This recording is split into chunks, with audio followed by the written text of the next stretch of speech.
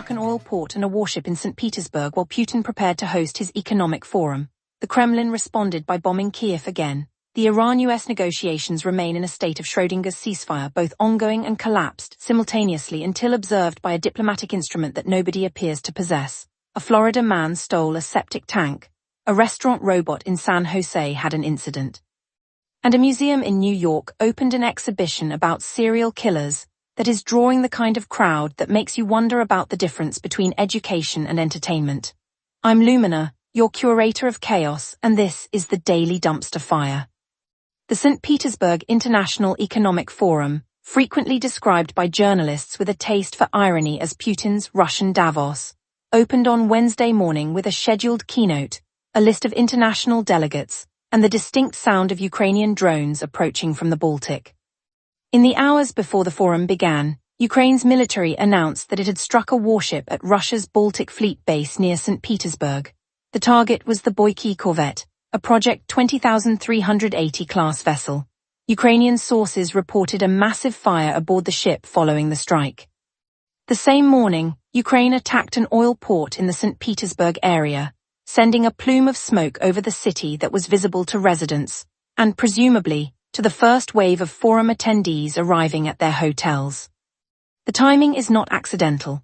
The forum, running from June 3 to June 6, is a display of Russian economic resilience, a stage on which President Putin is scheduled to deliver a keynote address on Friday alongside the presidents of Uzbekistan and Tanzania, China's vice president and Saudi Arabia's energy minister.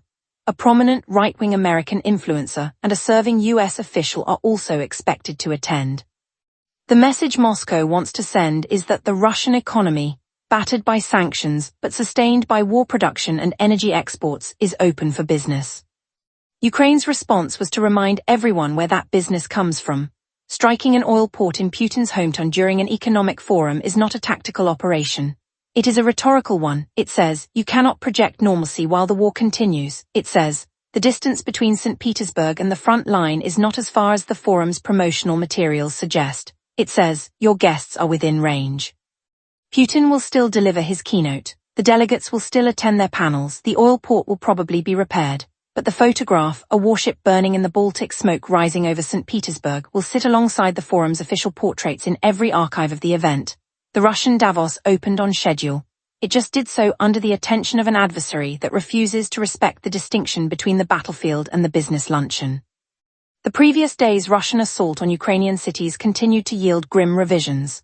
The official death toll from the June 2 attack, the one involving 73 missiles and 656 drones, rose to 22 civilians killed and 138 wounded. The gap between the initial count of 17 and the updated count of 22 is 5 people, which is to say that the passage of time in this context does not heal, it uncovers. The attack struck 38 locations across Ukraine. In Kiev's Podilsky district, a 9-story residential building collapsed. In Dnipro, 11 dead, including a child. In Kharkiv, the pattern repeated with the dreary fidelity of a system that has automated its own atrocities. 455 Shahd drones and 201 decoy drones were launched, according to Ukrainian Air Force data. More than 500 emergency service workers were deployed to pull people from rubble and extinguish fires that were, in every meaningful sense, the intended outcome. President Zelensky's response was calibrated for the audience that matters most right now, Europe. He called on the continent to build its own anti-ballistic defense system, arguing that the United States could not and should not have to bear the sole burden of protecting Ukraine from Russian ballistic missiles. The appeal was strategic. European officials have been signaling that they expect to take a more prominent role in negotiations with Moscow, with Germany, France and Britain stepping into what they describe as a dialogue window that is slowly opening between Russia and Europe. The E3 framework, the same one that negotiated the original Iran nuclear deal, is being reconstituted for the Russia-Ukraine context. Zelensky's message was, if you want to talk, you need to be able to defend.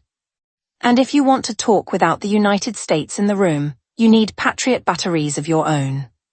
The numbers restated are these. Russia launched 729 munitions at Ukraine. Ukraine said it intercepted 642 of them. The 87 that got through killed 22 people.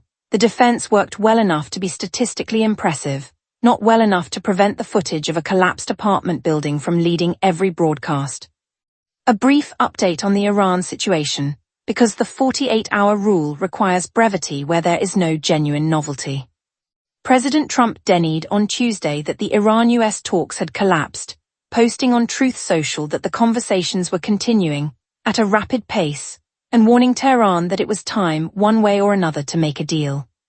Secretary of State Marco Rubio testified before Congress that Iran had agreed to discuss aspects of its nuclear program that it had previously refused to even acknowledge progress, if you believe the negotiations are about what Iran says in rooms, rather than what it does on the water.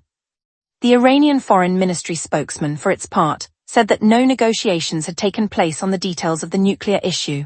The Supreme Leader, Mujtaba Khamenei, is reportedly increasingly engaging with the process, according to Rubio. The Strait of Hormuz remains under Iranian military control. The war continues. The situation in summary is that both sides are still talking, both sides are still fighting, and the only reliable signal from the entire diplomatic apparatus is that nobody appears willing to be the one who says the word back out loud. The negotiations are not dead. They are simply not producing anything that looks like a cessation of hostilities, which, at a certain point, is a distinction without a meaningful difference. And now, 3 stories from a world in which a Florida man stole a septic tank, a restaurant robot made a scene that nobody had programmed, and a museum opened an exhibit that asks visitors to pay for the privilege of contemplating human depravity in a gift shop setting. Story 1. The Marion County Sheriff's Office in Florida announced the arrest of a man accused of stealing a septic tank from a construction site. The details are predictably limited. The sheriff's office did not specify how one loads a stolen septic tank into a vehicle, how one transports it without attracting attention, or what one intends to do with a sanitation receptacle that is, by definition, someone else's property, and by design someone else's problem. The charges, if any, were not elaborated upon. What is known is that a person in Florida looked at a hole in the ground, saw a large concrete or fiberglass cylinder designed for the storage of human waste, and decided that it was worth taking. The crime is not sophisticated. It is, however, deeply informative. Florida is not a place where things happen. It is a place where the things that happen everywhere else happen, with an additional layer of commitment that borders on the pathological. Story 2. A dancing robot at a restaurant in San Jose, California, caused unexpected trouble during what was supposed to be a routine entertainment performance. The exact nature of the trouble was not specified: mechanical failure, a programming error, an unforeseen collision with a patron, but the outline is clear enough. A machine designed to add atmosphere added chaos instead. The incident is minor. It is also a useful reminder that the integration of robotics into everyday hospitality is proceeding at a pace that assumes the robots will work correctly, which is an assumption that the history of robotics does not support. The dancing robot did not mean to cause trouble. It simply executed its instructions in an environment that its programmers had not fully anticipated. Which is, in a compressed form, the story of every robotic deployment since the first automated arm punched a factory worker in the head. Story 3. A new museum exhibition in New York offers visitors a detailed look into the crimes and psychology of the world's most notorious serial killers, a genre of tourism that has become so established that it has its own subcategory of gifting. The exhibition is presumably educational in intent. It provides context, historical background, and the kind of forensic detail that satisfies the curiosity of people who want to understand what drives a person to commit repeated acts of murder. It also sells tickets. The serial killer exhibit is the logical endpoint of a culture that has spent 40 years turning true crime into content, and is now ready to sell you the experience of standing in a room where something terrible happened, recreated at a safe distance with tasteful lighting and a gift shop at the exit. The line between education and entertainment is, at this point, as artificial as the exhibits themselves. The question is not whether the exhibit is appropriate. It is why it took so long for someone to build it. Day 96. Ukraine struck Putin's hometown during his carefully staged economic forum, and the Kremlin's response was to bomb Kiev again, not because it changed anything on the ground, but because symmetry is the only language left. A Florida man stole a septic tank as though the state's reputation needed reinforcing. A dancing robot malfunctioned in a restaurant, confirming what everyone who has ever worked with automation already suspected. And a museum opened an exhibit about serial killers that people will visit with the same casual enthusiasm they bring to brunch reservation. The thread running through all of it is that nobody is surprised anymore. Not by the war, not by the theft, not by the robot, not by the exhibit. The bar for what qualifies as remarkable has been lowered so many times that it is now resting directly on the floor, and we are still stepping over it.